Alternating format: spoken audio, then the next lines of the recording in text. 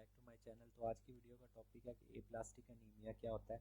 तो aplastic anaemia हमारे पास एक किस्म का मिसनोमर है, जिसको यूजली लोग जब पढ़ते हैं कि ये एप्लास्टिक एनीमिया है तो उनको लगता है शायद इसमें सिर्फ हमारे पास एनीमिया होगा।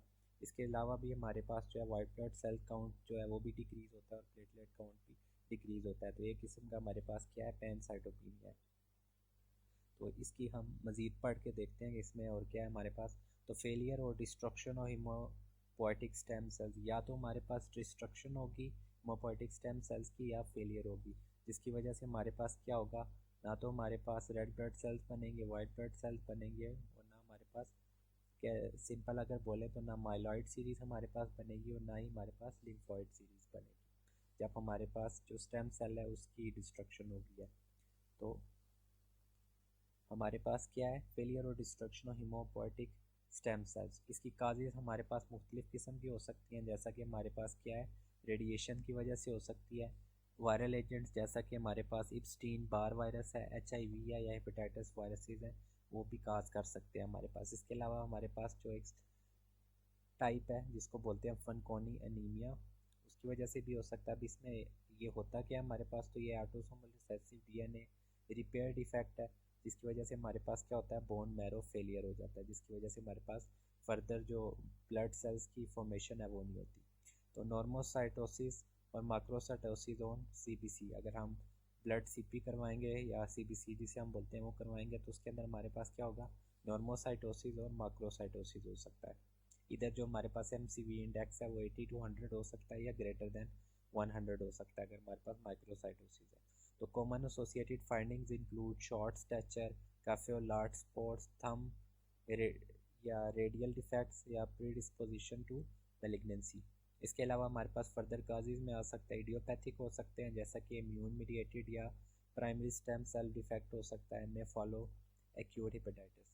इसके अलावा ड्रग्स जो है हमारे पास जो कॉज करते हैं प्लास्टिक एनीमिया, उनमें आ जाता है हमारे पास बेंजीन, क्लोरमफेनिकॉल, अल्कलाइटिंग एजेंट्स और एंटी मेटाबोलाइट्स ड्रग्स जो है हमारे पास।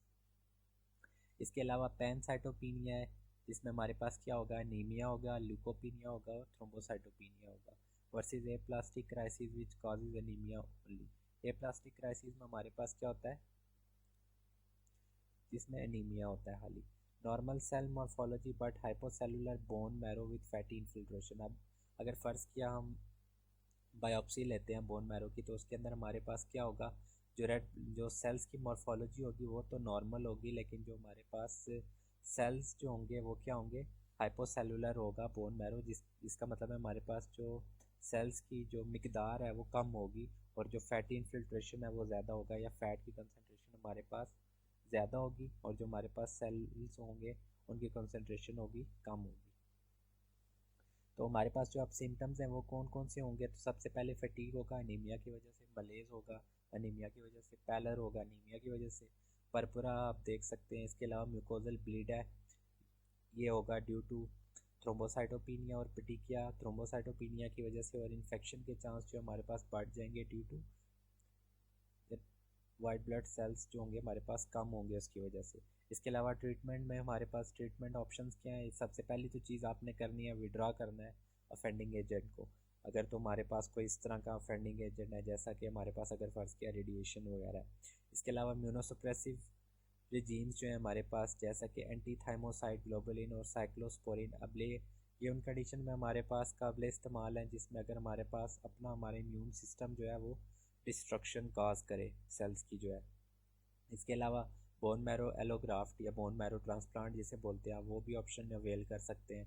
RBC और प्लेटलेट ट्रांसफ्यूजन भी आप कर सकते हैं। इसके अलावा हमारे पास है बोन मैरो स्टिमुलेशन, जैसा कि हम क्या देंगे, स्टिमुलेटरी एजेंट देंगे जिसे हम बोलते हैं GM-CSF।